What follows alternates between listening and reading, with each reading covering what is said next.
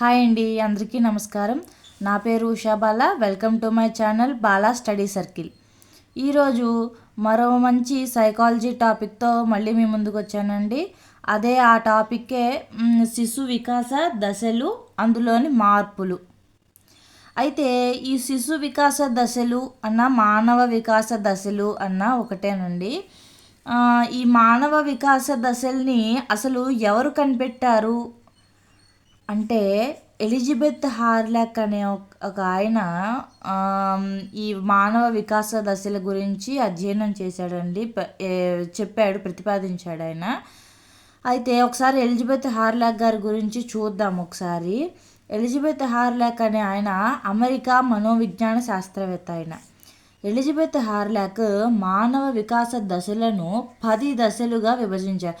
ఈ మానవ వికాస దశలు, ఈ దశలు అనేవి మొత్తం 10 దశలుగా ఉంటాయి అని చెప్పి ఎలిజబెత్ హార్లాక్ గారు చెప్పారంటండి.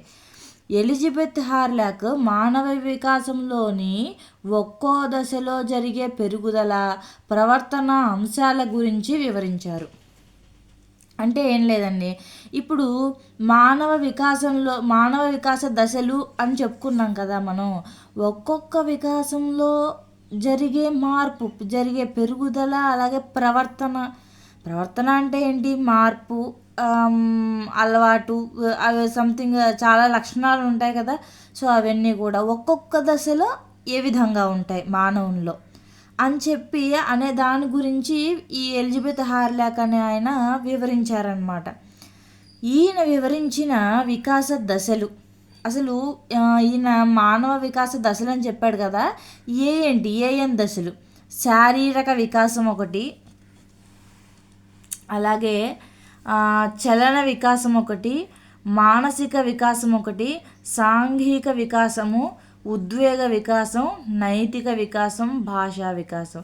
ఈ వికాసాలన్నీ ఉంటాయి ఒక వ్యక్తిలో అని చెప్పి ఈ ఎలిజబెత్ హార్లాక్ గారు చెప్పారు.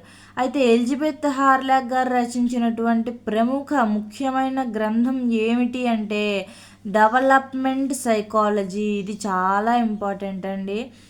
టెట్లో, డిఎస్సిలో ఒకవేళ అడిగేటట్లయితే ఏమని అడుగుతారంటే డెవలప్మెంట్ సైకాలజీ గ్రంథ రచయిత ఎవరు అని అడుగుతారు. అంటే ఏం పెట్టాలి? ఎలిజబెత్ హార్లాక్ అని పెట్టాలి. లేకపోతే ఇలా కూడా ఇవ్వచ్చు, ఎలిజబెత్ హార్లాక్ రచించినటువంటి ప్రముఖ గ్రంథం ఏది ఈ కింది వాటిలో అని ఇస్తాడు. ఇచ్చినప్పుడు ఏం పెట్టాలి మనం? డెవలప్మెంట్ సైకాలజీ అని పెట్టాలి. సరే, ఇప్పుడు ఆయన వివరించినటువంటి వికాస దశలు ఏంటేంటివో ఒకసారి చూద్దాము. జనన పూర్వదశ, అది ఫలదీకరణ నుండి పుట్టుక వరకు ఉంటుంది. అంటే ఫలదీకరణ అంటే ఏంటంటే ఒక స్త్రీలో శుక్రకణము, అలాగే పురుషుల్లోని శుక్రకణము, స్త్రీలోని అండము కలిసి ఫలదీకరణ జరిగి జైగోట్ అనే ఒక సంయుక్త బీజం ఏర్పడుతుంది కదా. ఆ సంయుక్త బీజం ఏర్పడినప్పటి నుంచి ఆ సంయుక్త బీజము పిండంగా, ఆ తర్వాత భ్రూణంగా, ఆ తర్వాత శిశువుగా మారి, ఆ తర్వాత ఆ శిశువు పుట్టినప్పటి వరకు, అంటే బయటికి వచ్చేంత వరకు ఉన్నటువంటి దశనే మనం జనన పూర్వ దశ అని అంటారండి. నెక్స్ట్ వచ్చేసి నవజాత శిశు దశ. అంటే జస్ట్ అప్పుడే పుట్టినప్పటి నుంచి ఆ శిశువుకి 2వ వారం వచ్చే వరకు ఉన్నటువంటి ఈ దశ ఏదైతే ఉందో దాన్ని నవజాత శిశు దశ అంటారు. నెక్స్ట్ శైశవ దశ. ఈ శైశవ దశ ఎప్పటి నుంచి ఎప్పటి వరకు? పుట్టినప్పటి 2వ వారం ఉంటుంది కదా, ఇక్కడ 2వ వారం వరకు అని చెప్పాం కదా. ఈ 2వ వారం నుండి 2వ వారం చివరి నుండి అతనికి 2 సంవత్సరాల వయస్సు వచ్చే వరకు ఉండే దశ శైశవ దశ. అలాగే పూర్వ బాల్య దశ 2 సంవత్సరాల నుండి 6 సంవత్సరాల వరకు. ఉత్తర బాల్య దశ 6 సంవత్సరాల నుండి 10 లేదా 12 సంవత్సరాల వరకు. నెక్స్ట్ యవ్వనారంభ దశ 12 సంవత్సరాల నుండి 13 లేదా 14 సంవత్సరాల వరకు.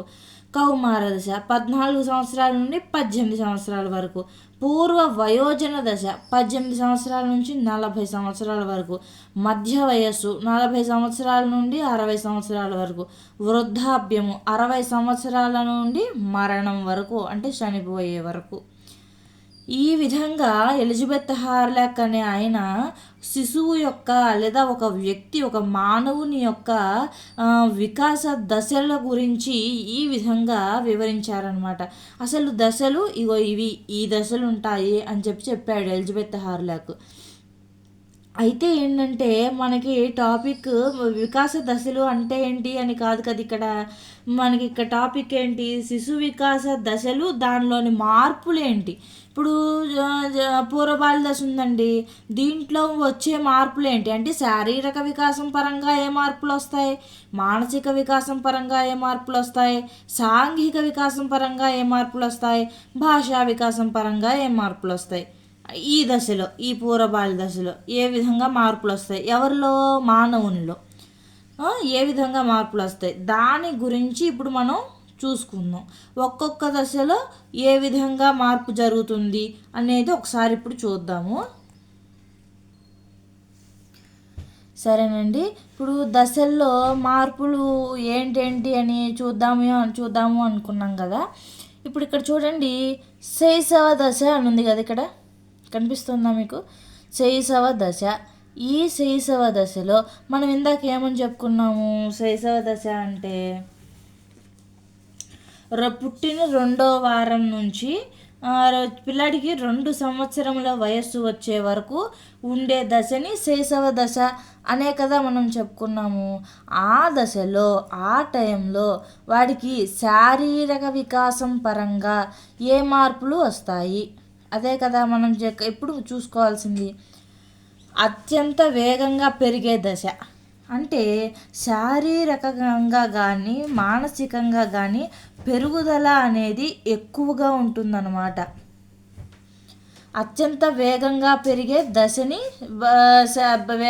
అత్యంత వేగంగా పెరిగే దశ ఏది అంటే శైశవ దశ అని చెప్పాలి. అలాగే మెదడు పరిమాణం ఎక్కువగా పెరిగే దశ కూడా శైశవ దశలోనే జరుగుతుంది. ఇంకా ఏం మార్పులు జరుగుతాయి, పాలదంతాలు వచ్చే దశ, ఆ దశలోనే పాలదంతాలు కూడా ఏర్పడతాయి పిల్లాడికి.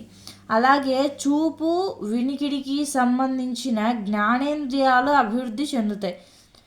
చూపు, వినికిడికి సంబంధించిన జ్ఞానం అంటే ఏంటండి, ఏ పెరుగుతాయి, చూపు అంటే కళ్ళు బాగా అభివృద్ధి చెందుతాయి. వినికిడి అంటే చెవి బాగా అభివృద్ధి చెందుతుంది. ఈ జ్ఞానేంద్రియాలు అనేవి బాగా అభివృద్ధి చెందుతాయి అన్నమాట. శారీరక వికాసం పరంగా శైశవ దశలో వచ్చే మార్పులు అన్నమాట ఇవన్నీ కూడా. అలాగే ఇకపోతే మానసిక వికాసం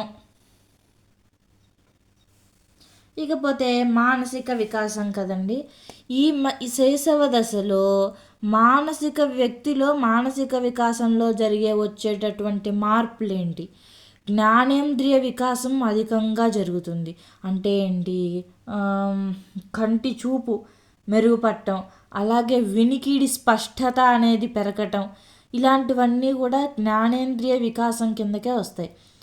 సో ఆ జ్ఞానేంద్రియ వికాసం అధికంగా జరుగుతుందంట ఎప్పుడు, శైశవ దశలో. అలాగే అలవాట్లకు, వైఖరులకు పునాది పడే దశ. అంటే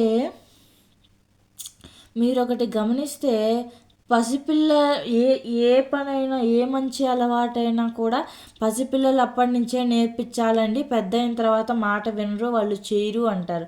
ఎందుకని అట్లా అంటారు అంటే, ఈ వయసు అప్పటి నుంచే వాళ్ళకి అలవాట్లు అనేది ఒక పునాదిలాగా పడిపోతాయి, ఒక బేస్మెంట్ లాగా పడిపోతాయి వాళ్ళ మైండ్లో. అందుకనే చిన్నప్పటి నుంచే ఏ విషయమైనా సరే చిన్నప్పటి నుంచే అలవాటు చేయాలి అని చెప్తూ ఉంటారు పెద్దవాళ్ళు కదా. కాబట్టి అలవాట్లకు, వైఖరులకు పునాది పడే దశ ఏది అంటే ఏమని చెప్పాలి, శైశవ దశ అని చెప్పాలి. నెక్స్ట్ అలాగే సాంఘిక వికాసము. శైశవ దశలో సాంఘిక వికాసంలో వచ్చే మార్పులు ఏంటి, వ్యక్తిలో ఏకాంతర క్రీడల్లో పాల్గొంటారు.